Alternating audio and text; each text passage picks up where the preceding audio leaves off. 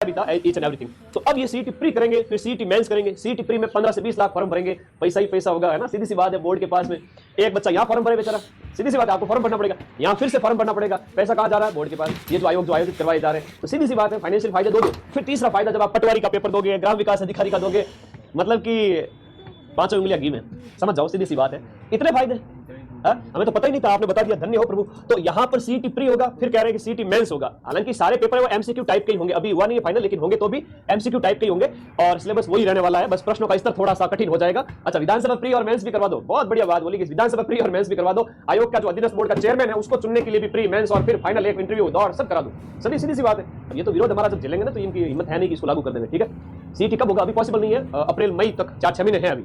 आप लोग पढ़ते रहो बेफिक्र होके, है ना। पिछली बार सीईटी में सबसे ज्यादा पढ़ाया था, इस बार फिर से सबसे ज्यादा पढ़ाऊंगा, 10 से 15 लाख बच्चों को।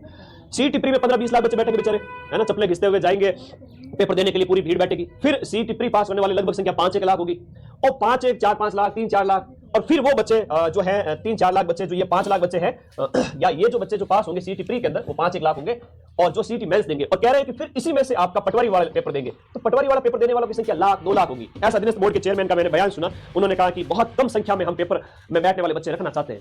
अच्छा, तो कम रखना चाहते हो तो मेरा एक आइडिया भी सुन लिया करो, है ना, मुझे व्हाट्सएप करते थे, मैं बता देता आपको आइडिया। तो फिर 2 लाख बच्चे फिर पटवारी, वीडियो, कांस्टेबल, सीईटी 12 के थ्रू कांस्टेबल होता है, और भी बहुत सारे एग्जाम्स है, सीईटी ग्रेजुएशन के थ्रू पटवारी होता है, ग्राम विकास अधिकारी होता है।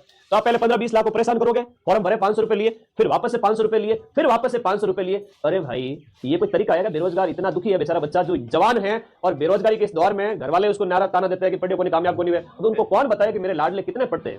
हाँ, 5 किलोमीटर दौड़ और इंटरव्यू भी रख दो, वाह भाई, देखो ये तरीका है ना। हालांकि ये लागू नहीं होगा, हमारा विरोध इतना तगड़ा होगा कि ये झेल नहीं पाएंगे।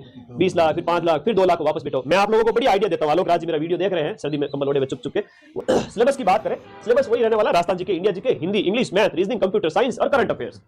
इसमें 4-4 सब्जेक्ट हो जाते हैं, फिर 5, 6, 7, 8, 9, 10, 11, टोटल देखो तो 15-16 सब्जेक्ट। प्री में भी वही रहेंगे, मेंस में भी वही रहेंगे। तो आपको जो आप पढ़ रहे हो, इसके साथ किसी प्रकार की खिलवाड़ आप न करें, सीईटी ग्रेजुएशन के बैच को पढ़ते रहे। अच्छा आलोक राज जी, मैं आपको आइडिया देता हूँ। अच्छा, 21 दिन में पैसा डबल वाली स्कीम खेल रहा है अधीनस्थ बोर्ड, ऐसा तो नहीं होना चाहिए, है ना। तो बच्चों के भावनाओं के साथ मत खेलो भाई, है ना, ऐसा मत करो। ये बच्चे हैं और विरोध पे उतर आए तो फिर हालत खराब हो जाएगी। तो 3-3 बार फॉर्म भरने के पैसे कौन देता भाई, है ना, इतना पैसा कहाँ से लाओगे, 2-2 हज़ार रुपया, है। तो तरीका यही है, अगर अधीनस्थ बोर्ड के चेयरमैन तक मेरा वीडियो जा रहा है तो एक तरीका ही, वैसे तुम लोग इसकी क्लिप काट करके कहीं कहीं सोशल मीडिया पे जो आलोक राज जी के ट्वीट आते हैं ना, वो एनी टाइम ट्वीट करते रहते हैं, उसके नीचे मेरी क्लिप लगा देना, ठीक है। ये अरस मैसेज भी गलत कर रहा है गलत कर रहा है, इसलिए तो वीडियो बनाया। विकल्प ये है कि सीईटी के पैटर्न में आप बदलाव कर दीजिए, सिर्फ एक ही पेपर होगा, वो सीईटी होगा, सुन लीजिए आप, और इसमें है वो आपके 55% या फिर आप 60% रख दीजिए। बच्चों को 165 नंबर या 180 नंबर है, वो आपके जनरल कैटेगरी वर्ग के जो बच्चे हैं, ओबीसी वर्ग के जो जनरल वर्ग के जो बच्चे हैं, उनको आप थोड़ा ज्यादा ही दंड देते हो, ठीक है, कोई बात नहीं, वो साइन कर लेंगे। उनके लिए आपके 180 नंबर या 165 नंबर, 55 या 60% रख दीजिए विदाउट नेगेटिव मार्किंग के। फिर भी आपका दिल नहीं धापे तो नेगेटिव मार्किंग कर दीजिए, वो भी 1/4, यानी 4 प्रश्न गलत करने पर आपके 2 नंबर कटेंगे, कर दीजिए। हमारे बच्चे बहुत टैलेंटेड है, मुझे मेरे बच्चों पर विश्वास है, मेरे बच्चे बहुत मेहनत से पढ़ते हैं। सेमिनार जब मैंने करवाया तो जब आयोजक है उसने कहा आपके बच्चे कितने समझदार हैं, हमारे यहाँ साल भर में हम 100 सेमिनार करवाते हैं, लेकिन आपके जैसे बच्चे हमने कहीं नहीं देखे पूरे राजस्थान के अंदर। मुझे बहुत खुशी हुई दिल में, जैसे आपके माँ बाप को होती है वैसे के वैसे मुझे अपने आप पे प्राउड फील हुआ कि मेरे बच्चों को मैं सही गाइडेंस दे रहा हूँ, कि ना तो आपके बच्चे फालतू में ओला कर रहे थे, ना सीटें फाड़ रहे थे, और इधर उधर कई दूसरे सेमिनार होते हैं तो बच्चे उठ पटांग की हरकतें करते रहते हैं। आपके बच्चे बहुत समझदार है, तो मेरा तो सीना चौड़ा हो गया भाई तुम्हारी वजह से। तो तुम लोग बहुत समझदार हो, पेपर पास करोगे। तो ये एक तरीका है कि आप इसको 55 या 60% कर दीजिए। अदर कैटेगरी के लिए जो आपका ओबीसी है, एमबीसी है, या ओबीसी को इसके साथ में रख दीजिए, एमबीसी है, ईडब्ल्यूएस है, एससी है, एसटी है, इन वर्गों के लिए आप 50 या फिर 55% रख दीजिए, 150 नंबर या फिर 165 नंबर, ये बच्चे ले आएंगे। और मैं कहूंगा 3 लाख, 4 लाख, 5 लाख ही पास होंगे, ऐसा पैटर्न होगा। तो मैं फिर से कह रहा हूं 3 से 5 लाख बच्चे ही पास होंगे। आलोक राज जी, आप डरे नहीं। आप ये ना सोचे कि पिछली बार जो सीईटी हुआ था उसमें मेरी बेइज्जती हो गई थी, 10-10 लाख बच्चे पास हो गए, 15 लाख ने फॉर्म भरा, 10 लाख तो पास हो गए, है ना। इस बार अगर ऐसा हो गया तो फिर तो मेरे ऊपर आंच आ जाएगी, मतलब आलोक राज जी या अधीनस्थ बोर्ड, उनके ऊपर प्रश्न चिन्ह खड़ा हो जाएगा कि आपने क्या सीईटी करवाई। पिछली बार भी 10 लाख बच्चे पास हुए, इस बार भी 10 लाख बच्चे पास हुए, तो वो इस बार ऐसा करना चाहते हैं कि 1 लाख बच्चे भी पास नहीं हो। अरे भाई ऐसा मत करो, मध्यम मार्ग अपनाओ। भगवान ज्यादा टाइट भी मत करो, बहुत ज्यादा लूज भी मत रखो, तारों को एकदम मीडियम रखो, बढ़िया धुन निकलेगी। तो इंसान को मीडियम मार्ग, मध्यम मार्ग, जो बौद्ध धर्म का एक बहुत बड़ा सिद्धांत है, वो अपनाना चाहिए। तो प्री मेंस और फिर मेन पेपर ये सब छोड़ो, आप तो यहाँ पर ये फॉर्मूला लागू कर दीजिए आज मेरे कहने से, वरना ये बच्चे है ना आपके पीछे पड़ जाएंगे और फिर आपको जवाब देना भारी पड़ जाएगा, ठीक है।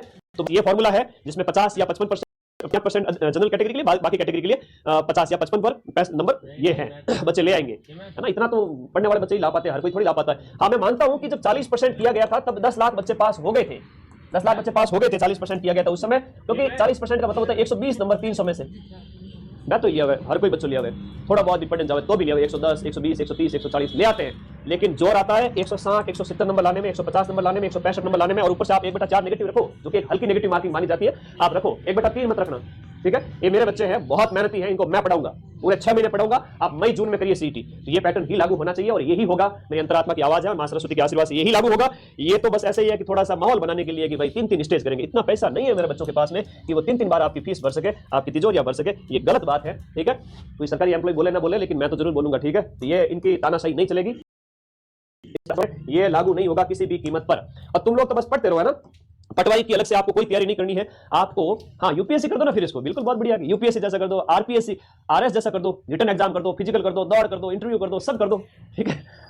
तो भाई थोड़ा सा ट्रेंडिंग इशू था, तो बात करना जरूरी था, ओके। और सिलेबस में कोई चेंज नहीं है, राजस्थान का इतिहास इसमें आपको पढ़ना ही है, राजस्थान की हिस्ट्री पढ़नी है, कल्चर पढ़नी है, राजस्थान की ज्योग्राफी पढ़नी है, इकोनॉमी पढ़नी है, राजस्थान की पॉलिटी पढ़नी है। इंडिया की आपको हिस्ट्री पढ़नी है, ज्योग्राफी पढ़नी है, इकोनॉमी पढ़नी है, पॉलिटी पढ़नी है। तो 4 सब्जेक्ट, ये सब्जेक्ट हो गए, 4 और 4 8 सब्जेक्ट ये हो गए। 8 के बाद 9वां सब्जेक्ट, 10वां सब्जेक्ट, 11वां सब्जेक्ट, 12वां, 13वां और 14 और 15 करंट अफेयर्स, ठीक है। तो राजस्थान जी के, इंडिया जी के, Hindi, English, math, reasoning, computer science और 10 सब्जेक्ट होते हैं, लेकिन खोल के देखा जाए तो टोटल कितने हैं, 15 सब्जेक्ट है। इस 15 सब्जेक्ट के अलावा कोई सब्जेक्ट है ही नहीं। और फिर तो आप मंडारिन लागू कर दीजिए, यानी कि चाइनीज लैंग्वेज, वो भी लागू कर दीजिए। चाइनीज लैंग्वेज तो लागू करेंगे नहीं, या कोई अदर कंट्री की जो विदेशी भाषा है वो तो ये आपके कोर्स में लाएंगे नहीं। कोई भी एग्जाम हो उसमें यही होता है, ठीक है। इसके अलावा कुछ भी नहीं होता है, इतने ही सब्जेक्ट है, या सब्जेक्ट स्पेसिफिक होता है। लैब असिस्टेंट के अंदर जो आप ज्योग्राफी साइंस पढ़ते हो वो अलग है, first grade, second grade, REET में पढ़ते हो वो टीचर आपके, महिला सुपरवाइजर है, एलडीसी है, आपकी पटवारी वीडियो है, सभी पेपर के अंदर